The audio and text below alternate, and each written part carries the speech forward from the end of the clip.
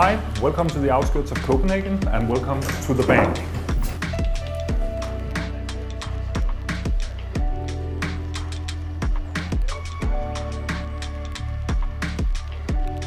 The bank started 6 years ago, and I started it with my partner Ole Nørup and an outside partner, businessman called Christian Bürge. And me and Christian, we have been talking actually 5 years up till we started this company. And I really liked his idea of kind of the thinking out of the borders, thinking of creating a Scandinavian company with international ambitions. And I really liked that he could see with both Noma and Mutu that kind of growing international success from your home market and with the values from your home market was kind of the basic idea. So out of that came the idea that I was around 45 at that time, so I also had the feeling that I needed to hook up with somebody younger than myself to kind of keep pace with what was going on in the music business. So I hooked up with Ole Nørup, who had a management company called We Do Management, and he was working with, at that time, a really small rock band called the Minds of 99. But he was also working with the Chef Records, that was kind of a hip-hop community group that had a lot of streaming hits and were doing a lot of crazy shit on YouTube. So what we ended up doing was to say, okay, in these days we need to create a new kind of company. It would be really difficult just to create a small record company in Denmark, as we did with Copenhagen Records. It would be really difficult just to make a Danish publishing company. So it was kind of like, why don't we do it all? Why don't we try actually to make a modern full service company? Not where we are forced to own everything that the artist does. We don't need to own everything on all artists, but we need to be able to work in all different areas. So that was basically the idea, to say to ourselves that if you want to do an independent company today with an international ambition, you need to be all around the artist.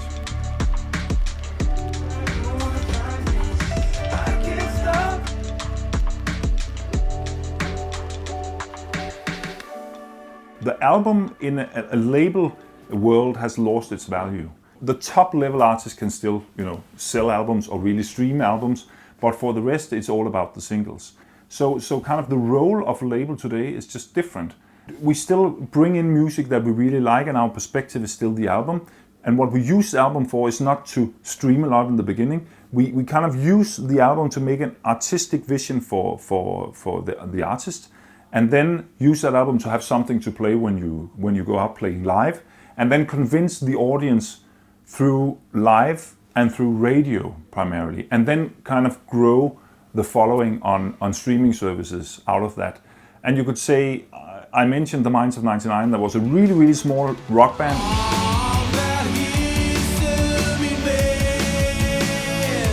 And especially 5 years ago, but also now, who wants to sign a rock band? So that was kind of where we started seeing, okay, if we grow the audience live. In the beginning it was a lot of plus 30 audience, because that was the people who had kind of an idea of rock music. But by making albums, making really good television performances, making good live shows, making good interviews, stuff like, and making good records, basically, that's really important, was that suddenly it just flipped. We could see, okay, suddenly high school children were seeing this as a new thing, because everybody's listening to hip hop, but suddenly we could see you were actually still able to grow and kind of have an independent or smaller indie audience grow into a mass consumer audience. And it's also really interesting now to see that the streaming numbers on Minds is really, really high. Now they actually, when they release a new song, they go into the top 50. And even more interesting from a business perspective is that all the songs, because they have made great albums, are streaming all the time. So now a lot of money is actually coming through the album, not as a selling, as in the old days, but kind of continuously streaming.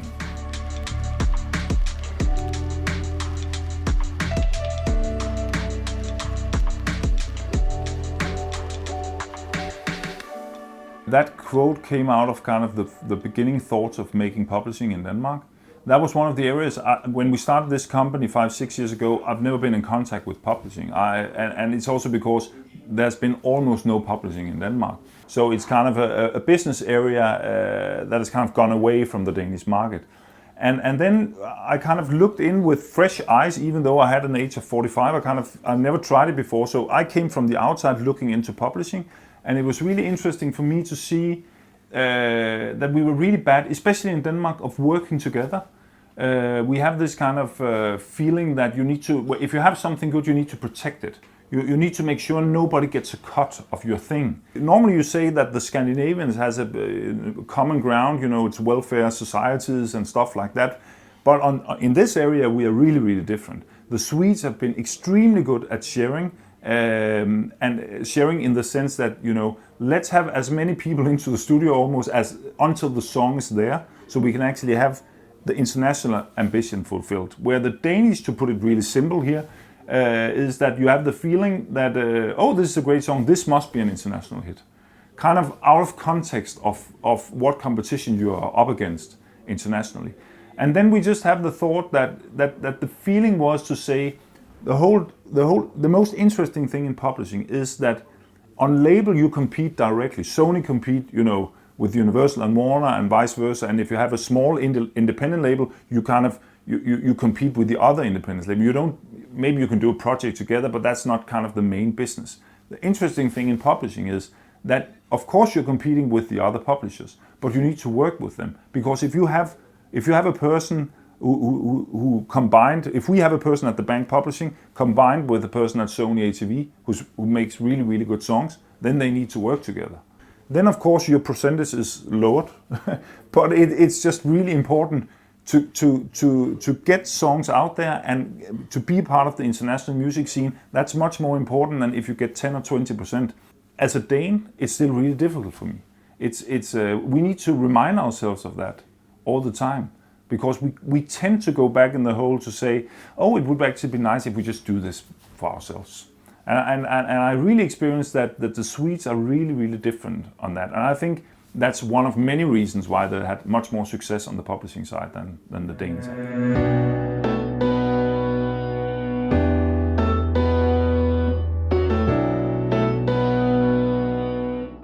Ola and I make an inspirational tour to Stockholm. We actually wanted to visit 10.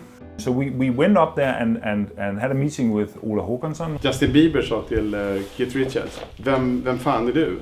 Och han svarade, men fan är du själv? Who's kind of in the 70s and really inspirational, and they had Sarah Larsson going on, they had Icona Pop. It was just kind of like, why can they do this? It's a small independent.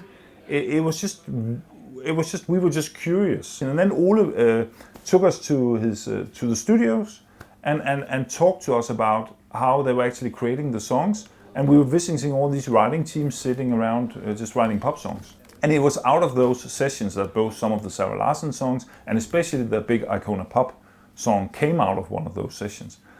So when we went home in the flight the same evening, it was just kind of like, wow, that for both, Ole was a manager, I was a record label guy, and for both of us it was just like, we don't know anything about this, but this is really interesting. We don't have it in Denmark. Can we actually do this? I've been feeling that is in the independent world in Denmark, I think the ambition has been too low, and I think it's been more about, can I just have kind of a job? Can I just create my own job? Which is fine if that's what you want to do. My inspiration and Ole's inspiration came out of the ambition that Noma has as a restaurant and Big has as an architectural company. Now we are getting into the big dreams of this company because we are not there yet. But it was kind of that dream of seeing if we, like Big as an architectural company, could go in and say, we can play with the big guys, but we can also show them that this can be done in a different way. And it's the same with Noma, you could say. In the old days in Denmark, if you were a chef and you wanted success, you went to France, you learned the skills, and then you opened a French restaurant in Denmark. That was how you did it. And it was so inspirational to see that what they then said was, no, we will actually say what you would call really boring food, Scandinavian food, and then you kind of build this whole fantastic thing out of that, and then you get the international, you get the whole international world to say, this is not because there's suddenly a good French chef in Denmark, this is because it's a good Danish chef or Scandinavian chef, using the environment he's in to create great stuff. So the whole inspiration from that came from other companies, you could say.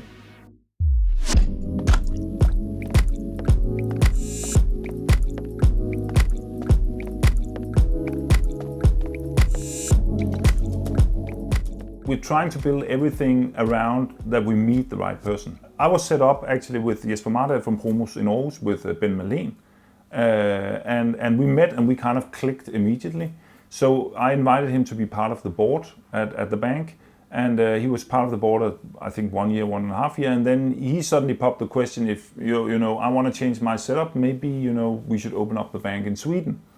And that was really funny because that's the most difficult place to open. Because the Swedes, why the fuck should they work with the Danes? So, and that was also what Ben told me. He said it's actually really intriguing to say that you have a Swede that actually wants to, and then you kind of have solved the most difficult task from the beginning.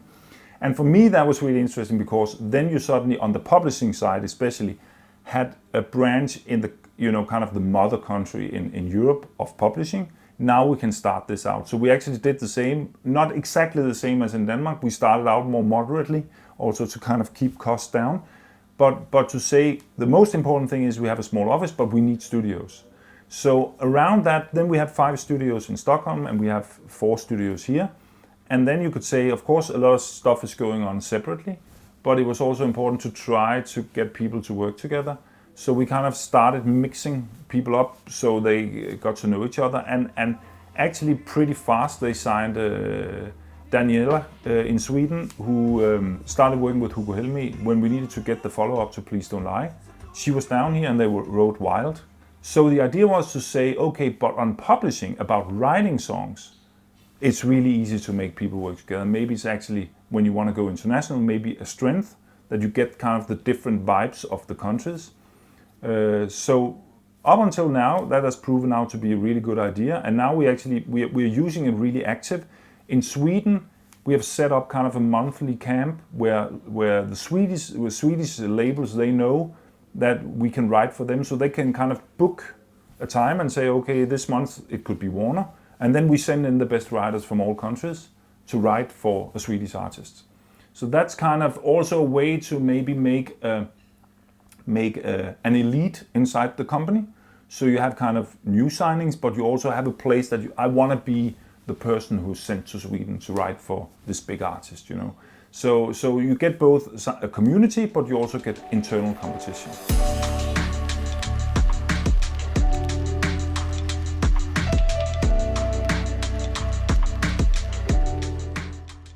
The long-term relationship to artists is really important, both for me and for the bank in general. I'm a commercial guy. I want big crowds. I want big audience. So if I don't have an artist who wants to do that, it should probably not be me they should work with. So we also try to find artists that kind of have the same dreams as we have. So I think that understanding, and that we're actually willing to not see ourselves as a top 50 Spotify, top 50 streaming company. I think a lot of artists are really eager to get a company like that, who's more into kind of creating a bigger career. And again, that doesn't mean that we don't want a top 50. I really like hits, and to survive we need hits. But we're trying to make a business model where we know it's going to take some time.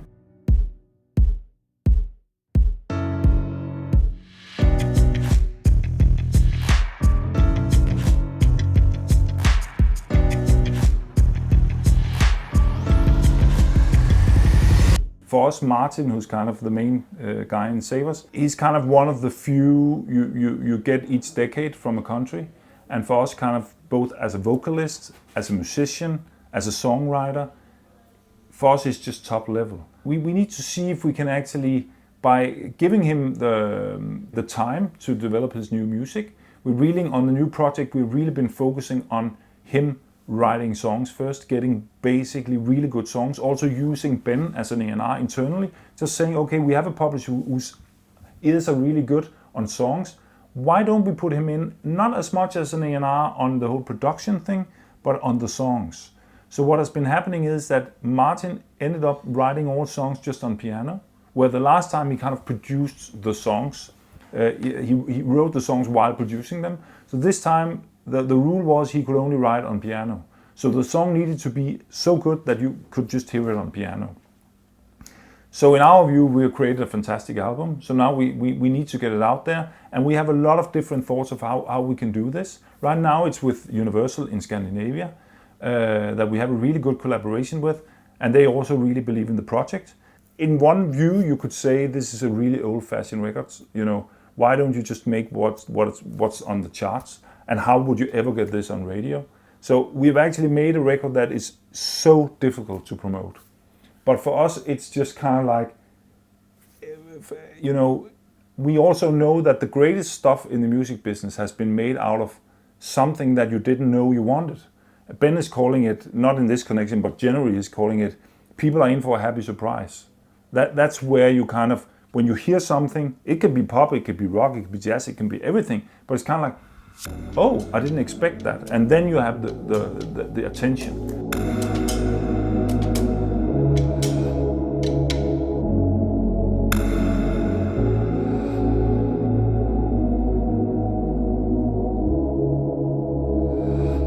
I think the biggest problem is not to burn out, either not by not having success, but even more dangerously when you have success, because that's really what can kill an independent company.